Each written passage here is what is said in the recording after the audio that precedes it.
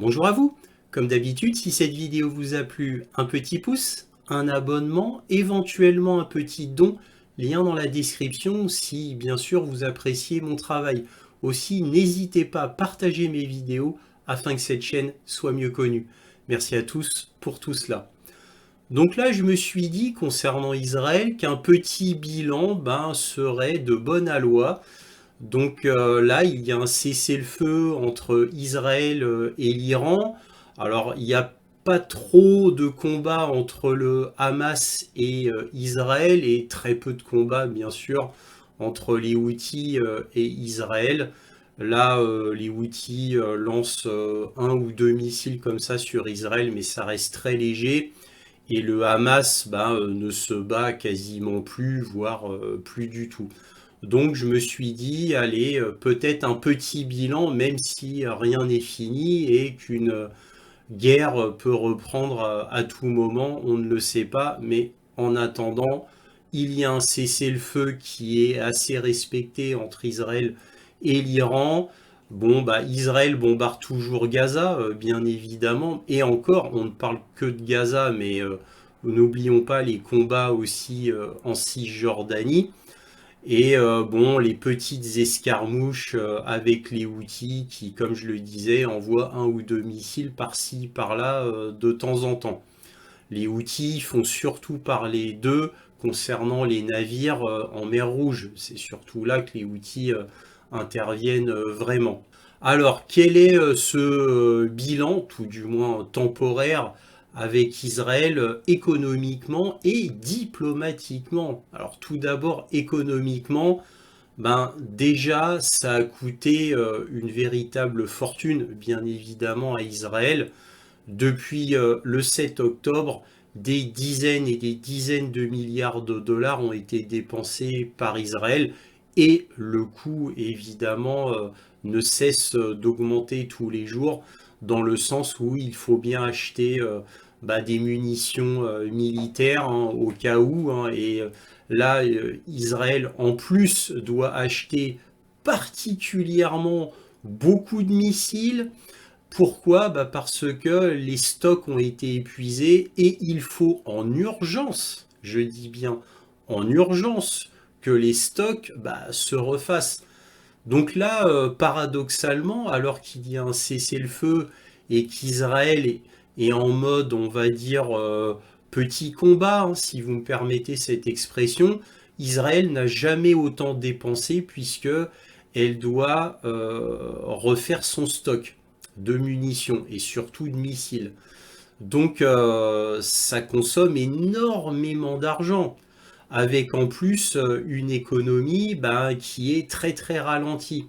Alors j'ai étudié l'économie israélienne, au moment où je vous parle, l'économie israélienne, elle se maintient avec environ, je dis bien environ, 3,4% là, de croissance économique israélienne.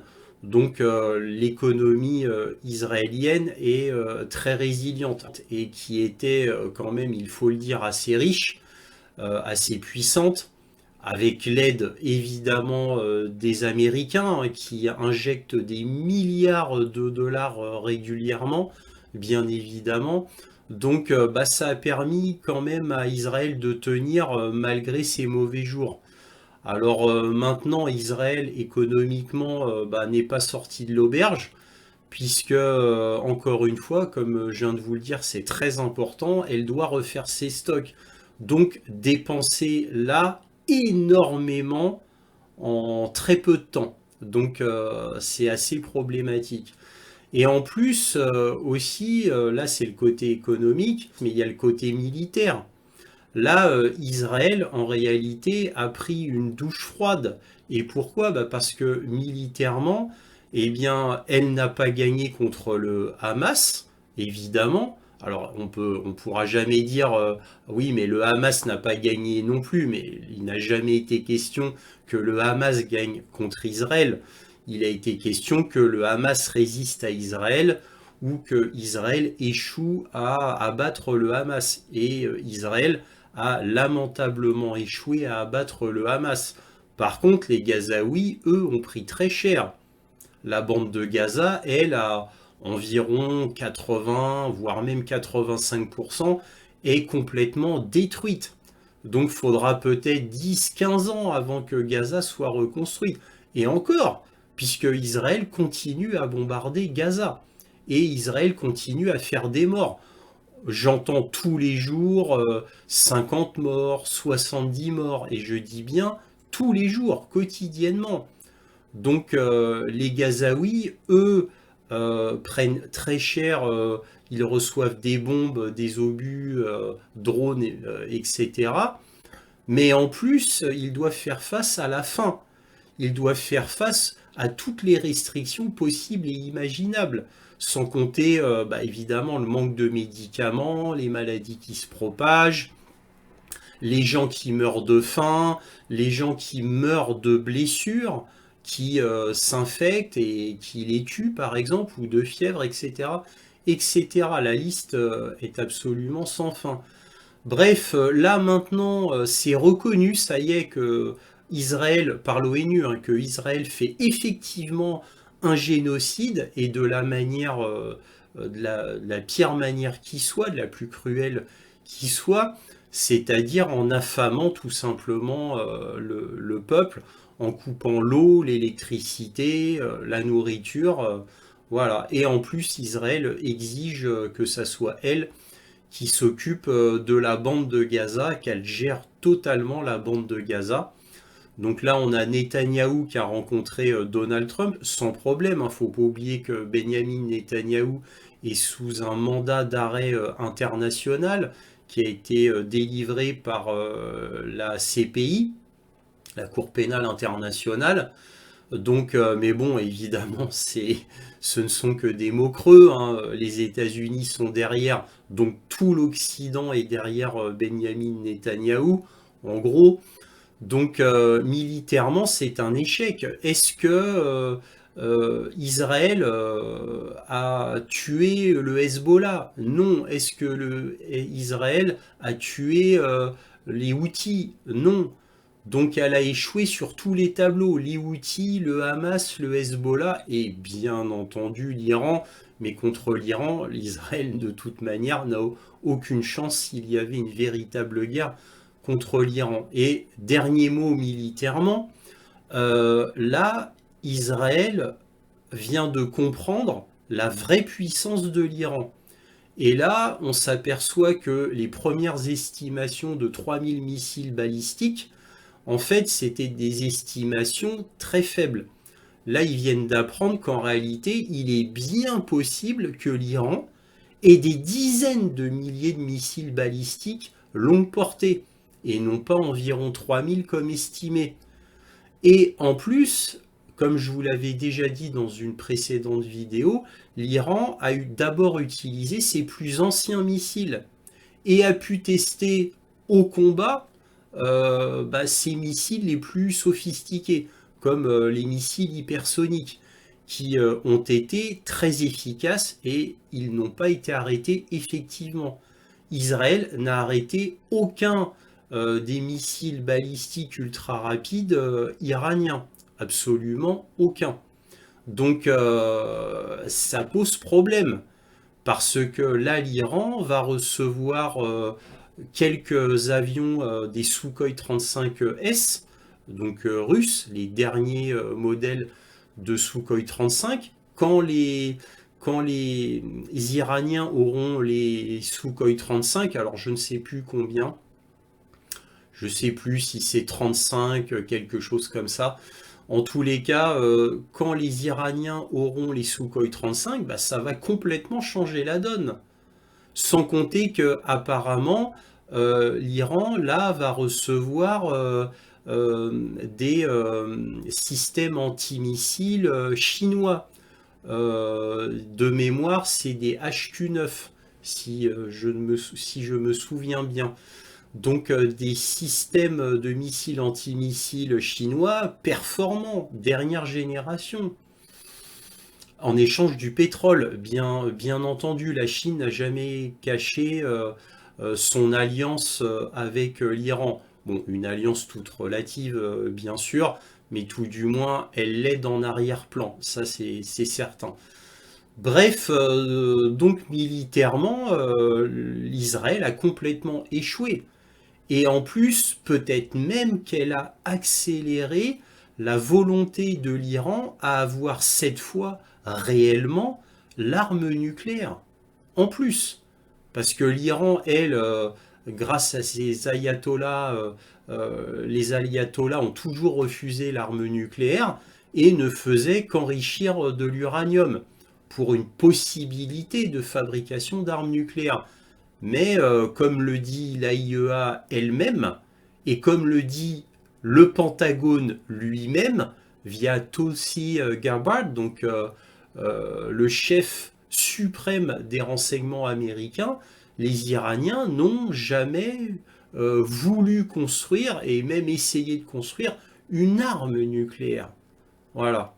Donc tout ça va peut-être, tous les événements vont peut-être cette fois faire changer d'avis aux ayatollahs, et donc là, à l'ayatollah Khamenei, de cette fois vouloir vraiment fabriquer une arme nucléaire. Donc tout, absolument tout, et on va voir pourquoi absolument tout se retourne contre Israël, car non seulement Israël a perdu sur tous les tableaux militairement, économiquement, comme je viens de vous le dire, elle a perdu des dizaines et des dizaines de milliards de dollars. En plus, à s'est donné elle-même mis une balle dans le pied économiquement en ralentissant considérablement sa croissance économique. Et en plus, il y a les autres champs, on va dire, très ennuyants, dont on n'a pas encore parlé, c'est-à-dire le champ humain, le champ diplomatique. Alors, le champ humain, on a des Israéliens qui attendent toujours les otages du Hamas. On a politiquement pour Benjamin Netanyahou toujours des scandales qu'il a aux fesses. Problème de justice, dès que la guerre sera finie ou dès qu'il sera plus Premier ministre, il ira en prison, Benjamin Netanyahou. Donc c'est tout son intérêt de continuer la guerre, hein, à tout point de vue, de maintenir les tensions dans son propre pays. Sans compter que, évidemment, même en son propre pays, eh bien, beaucoup parmi sa population détestent Benjamin Netanyahou. Voilà. Alors maintenant, diplomatiquement, dans le sens à la face du monde, Israël s'est complètement discrédité, a complètement entaché sa réputation. Vous allez me dire, la réputation d'Israël a toujours été inexistante, voire a toujours été vue comme un État voyou. Sauf que là, c'est un État voyou qui ne s'en cache même plus, qui fait un génocide, qui a été condamné par l'ONU, condamné par la Cour pénale internationale, et qui est condamné par presque tous les pays du monde, quasiment tous les pays du monde, à part de mémoire le Kenya et le Niger, le Nigeria. Voilà, mais voilà, tout le monde condamne Israël. Israël a une réputation absolument horrible, absolument horrible. Car Israël, en réalité, cette fois, joue franc jeu. Elle a toujours eu ces idées-là concernant les Palestiniens, ça n'a jamais changé. Sauf que maintenant, c'est au grand jour, ils agissent voilà, sans se cacher, tout simplement. Et encore une fois, n'oublions pas ce qui se passe en Cisjordanie. On a tendance à oublier la Cisjordanie. Et n'oublions pas aussi ce qu'il se passe en Syrie. En Syrie, Al-Shara n'est pas content, car Israël n'arrête pas de faire des conquêtes en Syrie. Ils prennent du territoire en Syrie, sans que les grands médias ne pipent mot. Évidemment, les grands médias marchant main dans la main depuis 60 ans, quoi, que dis-je, depuis 75 ans avec Israël, médias et Israël, c'est la même chose. Je parle des médias occidentaux, hein. Leur cœur bat pour Israël.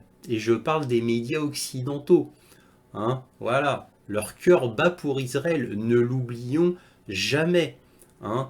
Donc les médias occidentaux sont contrôlés par Israël, tout comme Israël contrôle le Congrès américain. Israël, c'est le 51e État des États-Unis, ce n'est pas un secret pour évidemment personne. Donc diplomatiquement, rien ne va plus pour Israël. Sans compter que Israël perd un énorme allié qu'elle avait avant, c'est-à-dire la Russie. La Russie et Israël s'entendaient très bien. Vladimir Poutine et Netanyahou s'entendaient très très bien. Là, il n'y a plus que Donald Trump pour bien s'entendre avec Netanyahou. Donc Israël est dans une très très très mauvaise passe. Surtout qu'Israël est conspué par la Russie, l'Inde, la Chine, voilà, des nouveaux gros États qui avaient un regard neutre envers Israël, hein, ou la condamnaient un petit peu comme ci, comme ça. Je parle de l'Inde et la Chine, vite fait. Voilà. Donc Israël perd sur absolument tous les tableaux, sans compter que son peuple, lui, ne vit que dans l'angoisse, la peur de se prendre un drone, un missile, des Houthis, du Hamas, du Hezbollah, de l'Iran. Voilà, le peuple israélien vit dans l'angoisse permanente maintenant. Voilà. Donc, le peuple israélien maintenant a découvert la nouvelle puissance de l'Iran, voilà, qui est en réalité puissante, et que les attaques des B2 avec les GBU 57 sur l'Iran n'ont été qu'un spectacle. Tous les connaisseurs le savent maintenant, c'est un spectacle. Avant que le Pentagone et Pete Hegseth, son chef, retourne nord-vest en disant au début, on ne connaît pas trop les dégâts, et puis après que Trump ait dit, on a totalement détruit les sites nucléaires iraniens, là maintenant le Pentagone s'aligne, mais c'était pas le cas tout au début, juste après les frappes, vous voyez. Donc tout ça montre bien que c'était un grand spectacle, le coup des B2, bien évidemment, surtout que c'est même plus caché que les frappes, les contre-frappes de l'Iran après cette attaque de B2 ont été orchestrées avec les États-Unis, le Qatar et Israël. Donc tout ça, ça s'est fait voilà, de concert pour que la représaille de l'Iran soit calibrée et acceptée par les États-Unis. Donc peut-être même, si l'on en croit Trump, que peut-être là que l'Iran va peut-être avoir une renormalisation de ses relations avec les États-Unis. Pourquoi pas? En tous les cas, Donald Trump fait flotter cette idée. Donc en gros, peut-être, alors je ne sais pas quand, peut-être qu'on reviendra à, je le pense pas parce que là ce sera un peu trop gros, mais je pensais aux relations américaines avec le Shah d'Iran, donc où là les relations avec les États-Unis et même Israël étaient absolument excellentes avec l'Iran. Bon, c'est normal, le Shah était un énorme traître vis-à-vis de sa patrie, mais c'est une autre histoire. Bref, voilà ce qu'on pouvait dire en introduction. Maintenant, on va parler des articles, on va regarder ce qu'il en est au niveau des chiffres, ce que disent les grands journaux internationaux. Commençons. On va commencer avec un article d'I24 qui nous dit combien coûte la guerre la plus coûteuse d'Israël. Alors que la guerre entre Israël et le Hamas dure depuis 3 mois, les autorités calculent son impact sur l'économie nationale. Ça, c'était au 7 janvier 2024. Donc 3 mois de guerre avec le Hamas, ça a coûté près de 60 milliards de dollars. Et là, on nous dit que après, par jour, ça a coûté 600 millions de shekels, c'est-à-dire 162 millions de dollars. Là, les dégâts matériels ont été estimés à entre 15 et 20 milliards de dollars, c'est-à-dire en gros, allez, on va dire dans les 5 milliards à peu près de dollars, à peu près. Les dégâts dans la communauté israélienne du Hamas. Et enfin, le Hezbollah libanais a fait que ça a coûté à Israël entre 5 à 7 milliards de shekels. C'est-à-dire en gros 1,5 milliard de dollars. Donc vous voyez, ça c'était il y a 1 an et demi pour le Hezbollah et le Hamas. On parle pas de maintenant, hein. C'était à ce moment-là. C'est pas fini. Là, on a le média News 18 qui nous dit des milliards et plus. Combien coûtent les guerres entre Gaza et l'Iran à Israël? Outre les milliards de dollars dépensés directement dans le domaine militaire, les deux guerres affectent la productivité économique d'Israël, mettant à rude épreuve les ressources de l'État et suscitent des inquiétudes nationales. Et là, on en rajoute, hein, regardez, le coût cumulé de la guerre de Gaza a atteint 67,5 milliards de dollars fin 2024. Là, les dernières estimations, parce que c'est pas bon, c'est fin 2024. Là, en juin 2025, on est à environ 76 milliards de dollars. La guerre de l'Iran coûte à la nation près de 725 millions de dollars par jour. Bon, c'était au moment de la guerre avec l'Iran, donc là c'est terminé. Mais ça coûtait, pendant les 12 jours, 725 millions de dollars. Et les 2 premiers jours ont coûté 1,45 milliard de dollars. Alors maintenant, certes, c'est fini.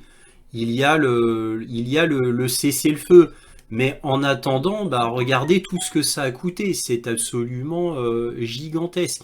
Et comme je vous l'ai dit en introduction, n'oublions pas le fait que là maintenant Israël doit dépenser beaucoup plus qu'avant pendant la guerre, parce que là maintenant il va falloir refaire le stock des missiles, remettre les missiles dans les lanceurs, etc. Ça va coûter une véritable fortune à Israël, et en plus ils essayent de le faire en urgence parce qu'on ne sait jamais comment pourrait réagir l'Iran si jamais par exemple Donald Trump fait un coup qui déplaît totalement à l'Iran. On ne sait pas. Et enfin, un dernier article du New York Times qui fait vraiment un très très très gros article qui nous dit le coup de la victoire, Israël a vaincu ses ennemis mais a approfondi son isolement. Ça reste le New York Times, hein. Donc évidemment, pour le New York Times, Israël a gagné contre les Houthis, le Hezbollah, le Hamas et l'Iran. Ils ont gagné contre tout le monde, Israël, tellement ils sont puissants. Ils ne parlent même pas qu'il y avait les États-Unis derrière, hein, dans l'article du New York Times. Voilà. Mais bon, ils disent quand même, hein, ça a coûté cher à Israël. Israël est plus à l'abri des menaces qu'à aucun autre moment depuis sa fondation. Ça veut dire que là, avec tout ce que ça a fait Israël, eh bien là, ça y est, là, ils sont tranquilles. Mais la guerre à Gaza et les attaques contre l'Iran et le Liban ont miné la position d'Israël parmi les démocraties du monde. Et oui, alors que lit-on? En Israël, la décision de privilégier les victoires militaires au retour des otages a profondément blessé de nombreuses personnes. Et la violence a mis à rude épreuve la bonne volonté des alliés et des pays voisins. Mais 20 mois de combat tous azimuts ont eu des conséquences. Une nouvelle génération de Palestiniens vivant sous occupation verra certains se radicaliser pour combattre Israël. Israël a suscité une nouvelle vague de critiques de ses objectifs et de ses méthodes dans l'opinion mondiale. Et de nombreux Israéliens se sentent désormais menacés à l'étranger, même s'ils sont plus en sécurité chez eux, en Israël. Donc là, c'est pour vous montrer toutes les protestations de par le monde contre Israël. Alors ensuite, on a en Cisjordanie, car il ne faut pas oublier la Cisjordanie. En Cisjordanie occupée, le gouvernement de M. Netanyahou a encouragé les colons israéliens à empiéter sur des terres considérées comme essentielles à un futur État palestinien, et on a assisté à une recrudescence des violences commises par des colons extrémistes contre les civils palestiniens. Ça fait des décennies que c'est comme ça. Évidemment, rien ne change. Sauf que là, le New York Times en parle, fait très rare, hein, je peux vous le dire. Hein. L'armée israélienne a lancé la répression la plus intense contre le militantisme en Cisjordanie depuis une génération, menant des raids destructeurs, tuant des centaines de personnes et en arrêtant des milliers. Donc en fait, l'armée israélienne a été tellement loin en Cisjordanie que même le New York Times, qui est pro-israélien à fond, dénonce quand même cela. ce qu'ils font en Cisjordanie. On parle de l'IDF, hein, bien sûr. Le Hamas, le Hezbollah et l'Iran ne représentent peut-être pas une menace existentielle pour le moment, a-t-il déclaré un responsable israélien. Mais après le 7 octobre, notre confiance en nous-mêmes, notre sentiment de sécurité en Israël a été profondément ébranlé et il est très difficile de le reconstruire. Donc ça, c'est ce que je vous disais en introduction. Maintenant, les Israéliens ne se sentent pas du tout en sécurité, puisque Netanyahou a déclaré la guerre totale contre le Hamas, le Hezbollah, les Houthis et l'Iran. Donc ça devient extrêmement difficile de se sentir bien pour un Israélien en Israël. Ça devient très très difficile. Alors évidemment, tout va surtout dépendre de ce qui va se passer avec l'Iran. Nous verrons bien, pour l'instant c'est le cessez-le-feu. Les sondages d'opinion révèlent les profondes divisions qui subsistent au sein de l'opinion publique israélienne. Même si les frappes militaires en Iran ont renforcé la popularité de M. Netanyahou, selon un sondage, 2 tiers des Israéliens souhaitent la fin de la guerre à Gaza par un accord permettant le retour des otages. Alors je vous dis tout de suite, hein, les fameuses opinions soi-disant renforcer la popularité de Netanyahou, évidemment c'est des sondages qui ont été commandés par le gouvernement israélien. Ça n'a absolument aucune valeur. En réalité, si vous écoutez The Times of Israel ou Haaretz, juste c'est tout l'inverse. Netanyahou n'a jamais été autant impopulaire en son propre pays. L'économie s'est écroulée, même si elle résiste, il est vrai. L'économie donc a été plombée, un sentiment d'insécurité permanent, toujours aller dans les bunkers en permanence. Les sirènes d'alarme n'arrêtent pas de retentir, l'angoisse permanente. Non, Netanyahou n'est pas du tout populaire, sans compter qu'il est conspué dans le monde entier, à part Trump, évidemment. Donc rien ne va plus en réalité pour Israël. Voilà, donc c'est ce qu'on pouvait dire sur cet article, comme vous pouvez le voir, qui est extrêmement long, mais en tout cas, comme vous pouvez le voir, rien ne va plus en réalité en Israël. Ça ne peut pas durer éternellement, même si les États-Unis sont toujours complètement derrière Israël. Évidemment, ça ne peut pas durer éternellement. N'oublions pas qu'il y a la Chine qui renforce, on va dire, ses militaires autour de Taïwan, qui envoie toujours plus d'avions de combat et de bâtiments de guerre autour de Taïwan. Les États-Unis le disent, hein, Pete Hegseth lui-même l'a dit, hein, a souligné le fait que Taïwan devient la future priorité américaine. Alors évidemment, Israël sera toujours en premier, bien entendu, mais voilà, hors Israël, c'est Taïwan et une future guerre éventuellement avec la Chine. Pete Hegseth n'a cessé de le répéter à plusieurs reprises dans les grands médias. Donc c'est très très très sérieux le fait qu'il y ait une guerre possible entre la Chine et les États-Unis pour Taïwan. Apparemment, le Pentagone prend ça très au sérieux. N'oublions pas l'article que je vous avais montré d'un haut responsable du Pentagone qui prévoyait éventuellement une guerre avec la Chine en fin 2025 ou en 2026. Donc évidemment ça paraît invraisemblable comme ça, mais bon, on ne sait jamais. On ne sait jamais, il vaut mieux se préparer à tout. Tout du moins c'est ce que le Pentagone dit. Voilà ce qu'on pouvait dire concernant Israël et son économie, sa réputation dans le monde et le côté militaire. Si cette vidéo vous a plu, un petit pouce, un abonnement, éventuellement un petit don, lien dans la description si vous appréciez mes vidéos bien sûr. Et surtout, n'oubliez pas de partager mes vidéos afin que cette chaîne soit mieux connue. Merci à tous pour tout cela et toujours, soyez curieux.